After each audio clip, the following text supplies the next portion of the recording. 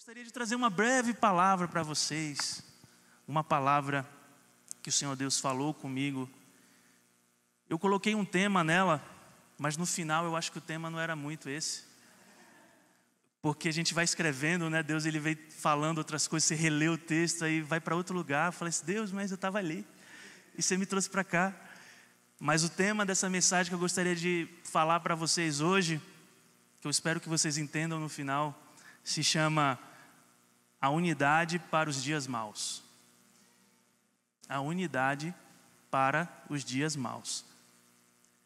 Eu tinha um amigo de trabalho e ele sentava assim do meu lado. E uma vez eu estava trabalhando, ele ali no lugar dele, do nada, ele era todo assim, todo espoletado, né, todo bravo. Do nada ele deu um socão na mesa, assim, sabe aquele socão? Eu falei, rapaz, o que aconteceu? Ele, você não vai acreditar. Eu disse, o que aconteceu? Uma capivara acabou de cair na minha piscina. Essa cara, gente, exatamente. Essa mesma cara que vocês estão fazendo. Como é que alguém, do nada, soca a mesa e fala assim, uma capivara acabou de cair na minha piscina? Eu falei assim, será esse o início de uma grande história? Eu vou perguntar o porquê. Eu não deveria perguntar porquê, né? Mas a gente pergunta, que é muito curioso, né? Capivara caiu na piscina.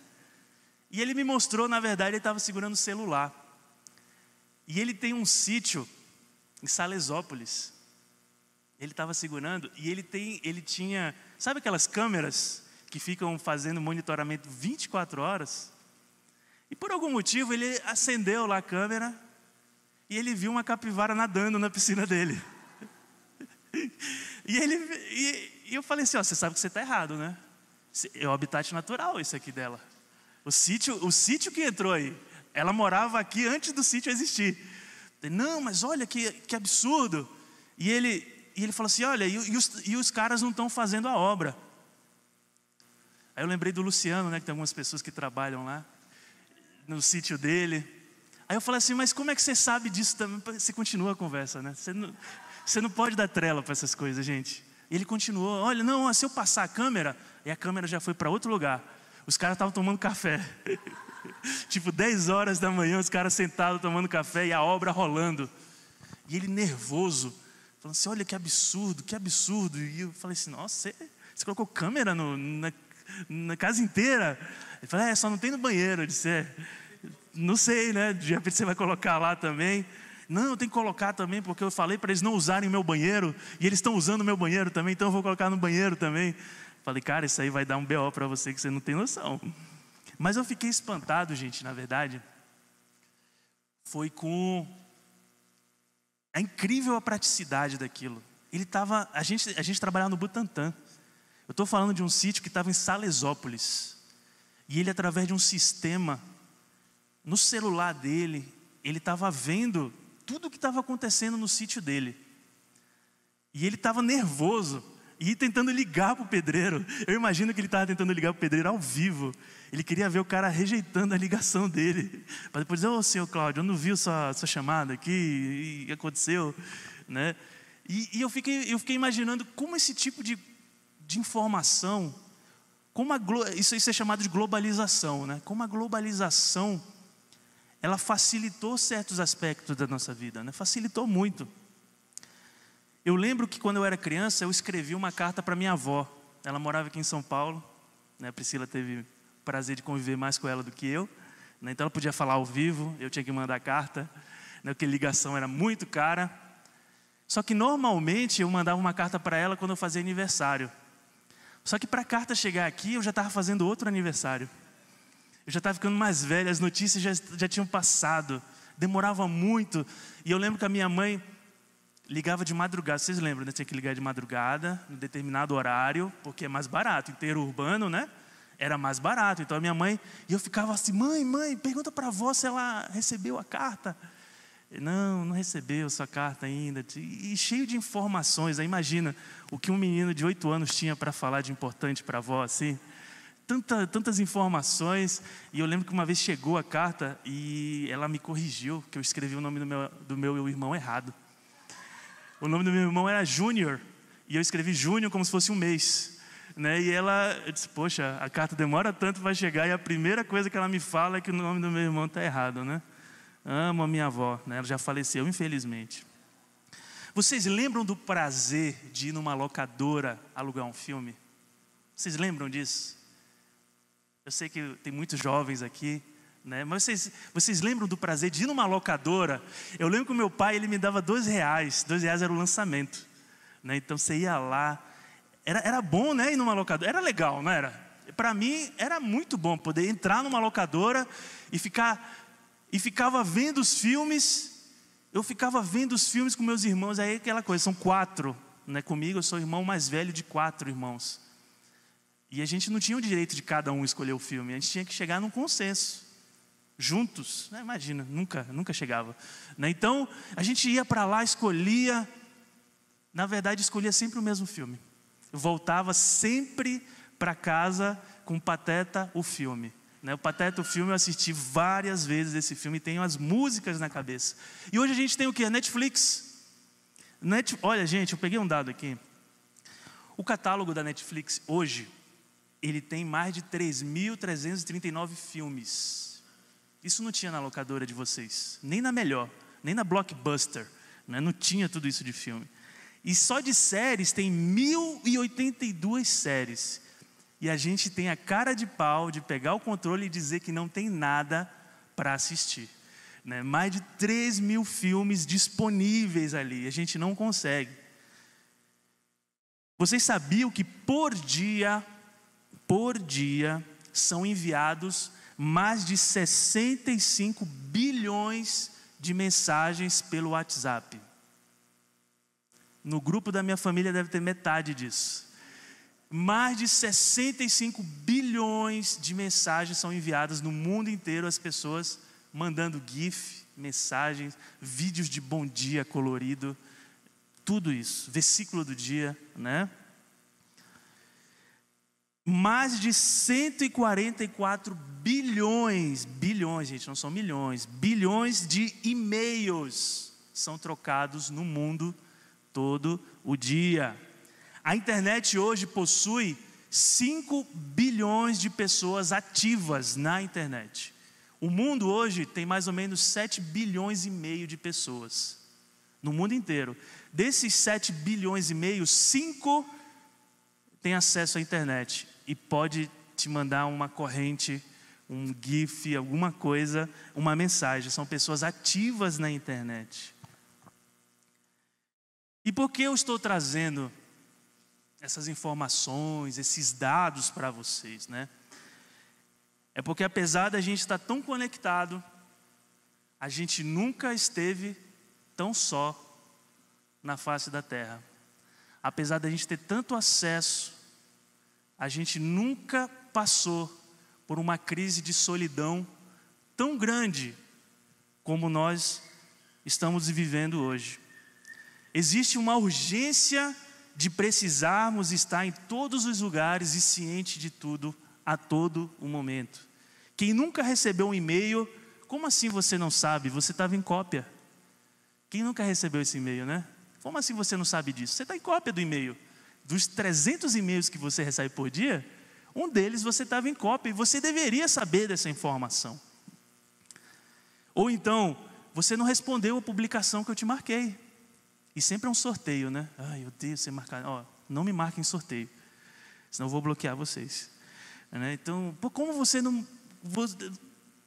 respondeu? Eu te marquei na publicação. Existe essa urgência, essa necessidade da gente saber de tudo. Somos bombardeados da necessidade de estarmos presentes.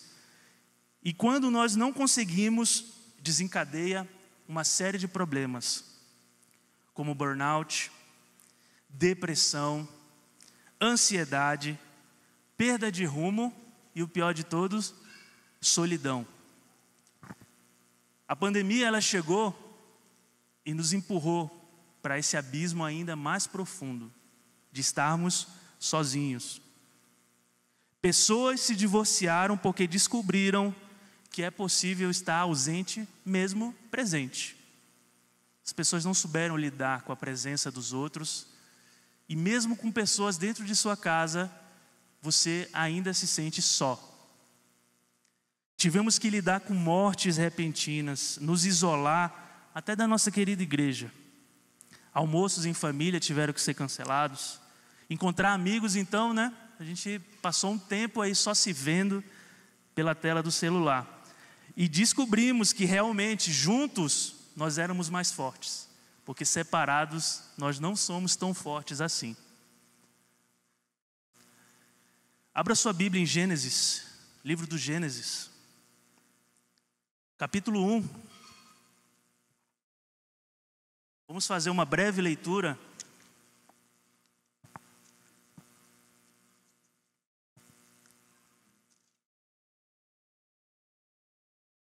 Gênesis capítulo 1, versículo do 3 ao 4. Me acompanhe aí. Disse Jesus: haja luz. Tem gente ainda perdido no livro de Gênesis, não encontrou? E disse Jesus: haja luz, e houve luz. E Deus viu que a luz era boa. Gênesis capítulo 1, versículo 10. A parte seca Deus chamou de terra, e chamou os mares ao conjunto de águas. E Deus viu que era bom. Tudo bom. Gênesis capítulo 1, versículo 12. A terra fez brotar a vegetação, plantas que dão sementes de acordo com as suas espécies, e árvores cujos frutos produzem sementes de acordo com as suas espécies. E Deus viu que era bom. Gênesis do 17 ao 18. Deus os colocou no firmamento do céu para iluminar a terra. Ele está falando aqui, né, do sol e da lua. Um para governar o dia e o outro a noite. E separou a luz das trevas. E Deus viu que era bom. Gênesis 1, 21. Assim Deus criou os grandes animais aquáticos e os demais seres vivos que povoam as águas de acordo com as suas espécies, e todas as aves de acordo com as suas espécies. E Deus viu que era bom. 1:25. Deus fez os animais selvagens de acordo com as suas espécies, e os rebanhos domésticos de acordo com as suas espécies, e os demais seres vivos da terra de acordo com as suas espécies. E Deus viu que era bom. Mas aconteceu um problema, gente. Gênesis capítulo 2, versículo 18. Gênesis capítulo 2, versículo 18. Então o Senhor Deus declarou que não é bom que o homem esteja só. A primeira vez na criação, Deus ele olha para a sua criação e diz: opa, isso aqui não ficou bom. Tudo ficou bom. A luz, terra, água, animais, árvores. Mas ele olhou para essa parte e falou: isso aqui não ficou bom. E adivinha? Era o homem sozinho. Você sabe que em hebraico a palavra homem é Adam, ou seja, de Adão, né? Que significa humanidade. Então quer dizer o quê? Ou seja, não é bom que a humanidade esteja sozinha. Então ele cria a mulher para que eles vivam em união. O termo hebraico para homem é ish, e que aparece após a criação da mulher, a ishar. Isso em hebraico. O homem, ele só passou a ser homem de verdade quando a ishar foi criada. Antes da ishar, ele só era Adão, ele só era humanidade. E a humanidade não era boa que estivesse só. Então, ele cria a ishar. Ou seja, Adão só passou a ser Ish quando Ishar passou a viver ao seu lado. E aqui eu gostaria de ressaltar que a mulher não foi criada para suprir as necessidades do homem, e sim para que vivessem em unidade, porque não era bom que a humanidade estivesse só. Deus nos criou com a necessidade de unidade. É bom a gente estar junto. Não é bom a gente estar só. Deus, desde o começo da criação, Ele fala: não é bom que o homem esteja só. Não é bom que a humanidade esteja só. Nós fomos criados com essa necessidade. Deus viu, e é interessante que Deus viu essa necessidade. Ele deu uma tarefa para Adão, né, que ainda era chamado de humanidade, para ele dar um nome para os animais. E ele viu que o Adão ele ficou meio triste, né? Porque é uma maneira até de contar para a criança, né? O girafo tinha girafa, o elefanto tinha elefante, né? E o Adão não tinha ninguém. Então ele estava triste. Não é bom que o homem esteja só. Em Mateus capítulo 5, versículo 23 ao 24 diz: portanto, se você estiver apresentando a sua oferta diante do altar, e ali se lembrar que seu irmão tem algo contra você, deixe sua oferta ali mesmo, diante do altar, e vá primeiro se reconciliar com ele, depois volte e apresente sua oferta. Olha sabe o que é o legal desse versículo? Que ele fala assim: se você lembrar de que seu irmão tem algo contra você. Não é se você lembrar, se você tem algo contra seu irmão.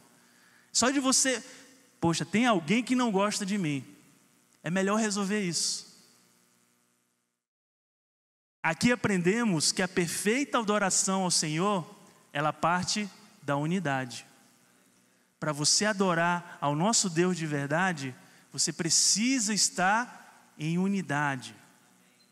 Em 1 Coríntios, capítulo 33, versículo 34 diz: portanto, meus irmãos, quando vocês se reunirem para comer, esperem uns aos outros. Isso aqui é Paulo ensinando aos coríntios como ceiar. Ele fala: gente, esperem um pelos outros. Eles estavam com uma mania de chegar lá e já comer, já participar da mesa, né? Não esperava nem o pastor lá em cada época chamar, né, para consagrar os itens. Não, já chegavam, já queriam comer. Fala: gente, esperem uns aos outros. Então, diante do memorial sagrado de Cristo, Paulo deixa claro a importância da união. Mais uma vez nós vemos a importância da unidade. Em algo que é para lembrar de Jesus Cristo, ele frisa que é importante que estejamos juntos. Agora eu quero que você abra só a Bíblia no livro do Salmo. O Salmo 133, esse aí, né? Esse aí é bem conhecido. Salmo 133, que diz: todos acharam? Como é bom e agradável quando os irmãos convivem em união.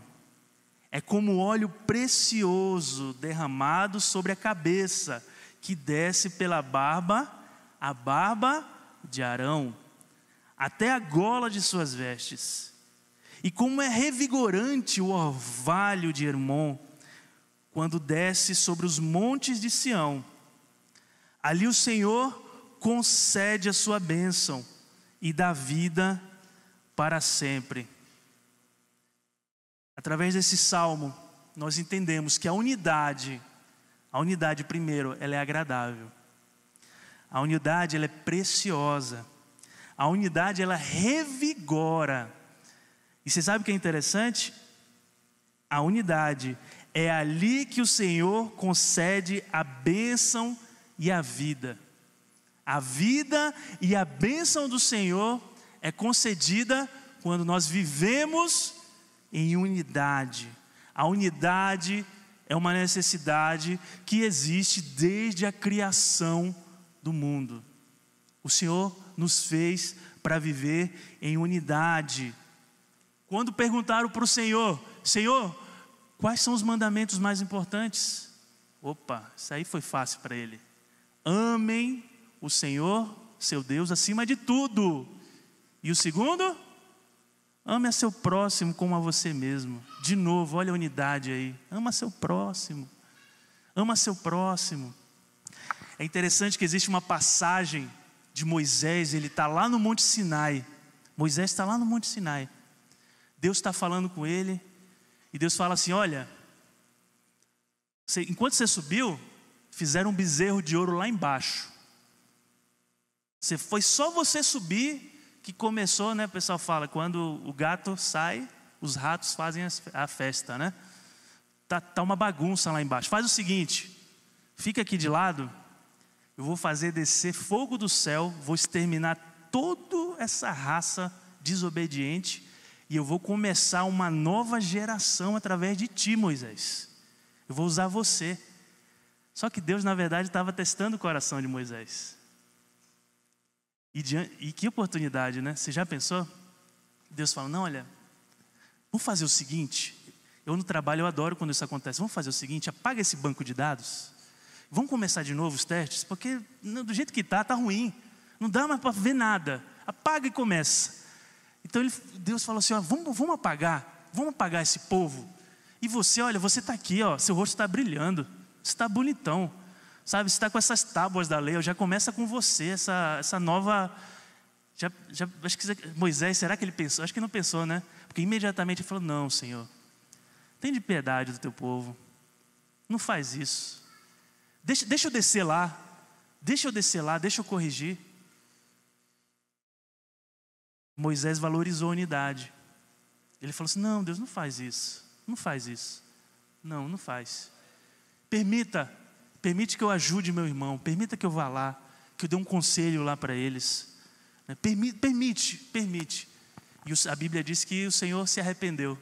Ele disse: não vou fazer isso, mas vai, desce e põe ordem na casa, exerce a unidade. Em Mateus 14, 22, eu vou falar resumidamente para vocês o que aconteceu. Alguns conhecem essa passagem. É quando um certo apóstolo, ele se aventura contra uma lei da física, né? Eles estavam na beira de um lago, e Jesus estava pregando, e fala assim: olha, vamos para o outro lado, vamos para Betsaida, vamos. Só que antes, eu vou orar, eu vou subir um monte, eu vou orar. E vocês já podem ir, não tem problema, vocês podem ir na frente. Aconteceu que no meio da madrugada, uma tempestade chegou naquele barco, e eles começaram a ficar desesperados. O Senhor, meu Deus. E eu li um comentário interessante, que fala que Jesus, ele estava num lugar alto e possivelmente viu isso, porque não era um lago gigantesco, assim, dava para ver.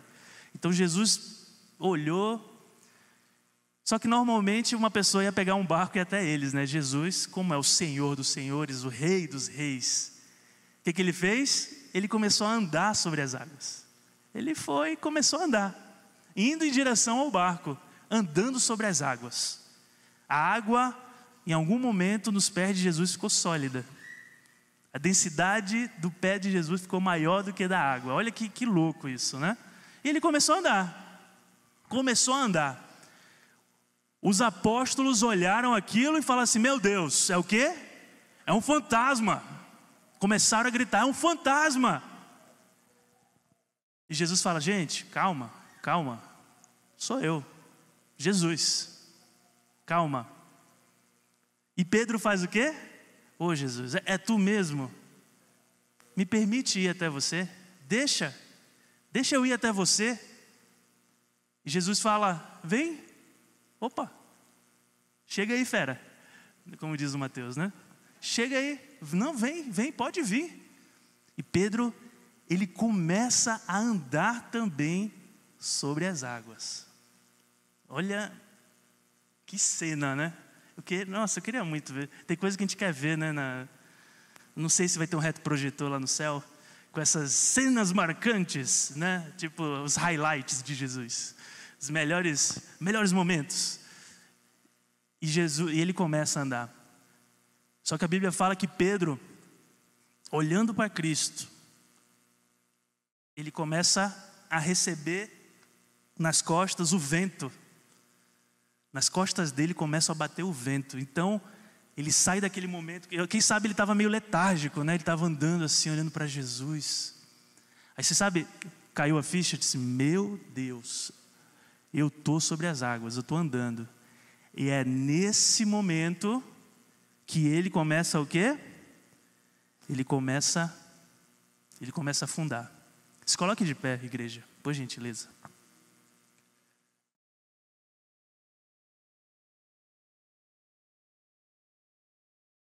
Meu irmão, eu confesso que eu não sei como chegou teu coração aqui nessa noite.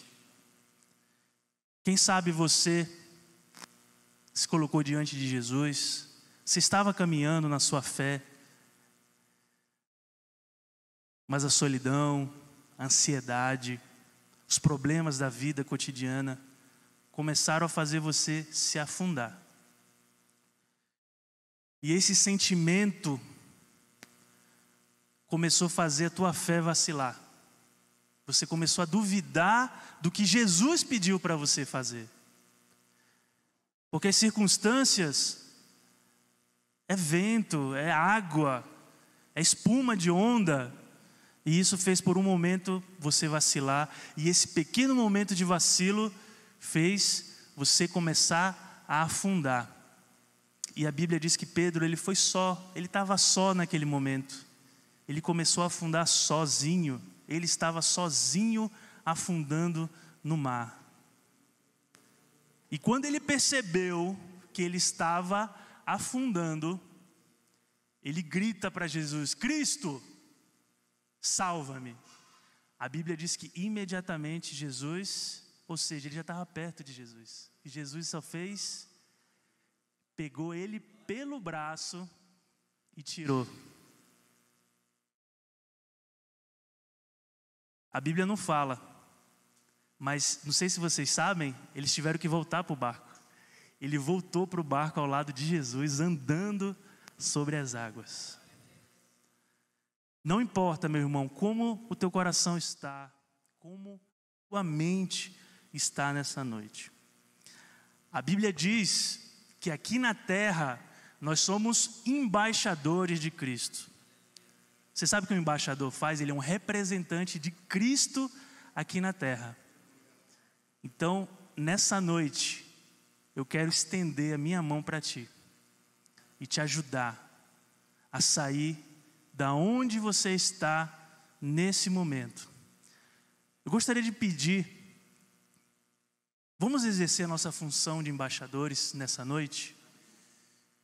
Se você tiver intimidade, se eu colocar, ore pela pessoa que está do seu lado. A gente não sabe como chegou o coração de alguém hoje. Vamos exercer a nossa função em unidade, porque a oração do justo pode muito. Ore pela pessoa que está do seu lado, a pessoa que o Espírito Santo colocar no seu coração. Ore por ela, segura na mão dela como Jesus segurou a mão de Pedro e fala assim: olha, eu estou aqui do teu lado. Eu estou aqui do teu lado, tu não está sozinho. Interceda por essa pessoa. Interceda por essa pessoa neste momento. Interceda. Seja um pequeno Cristo na vida dessa pessoa neste momento.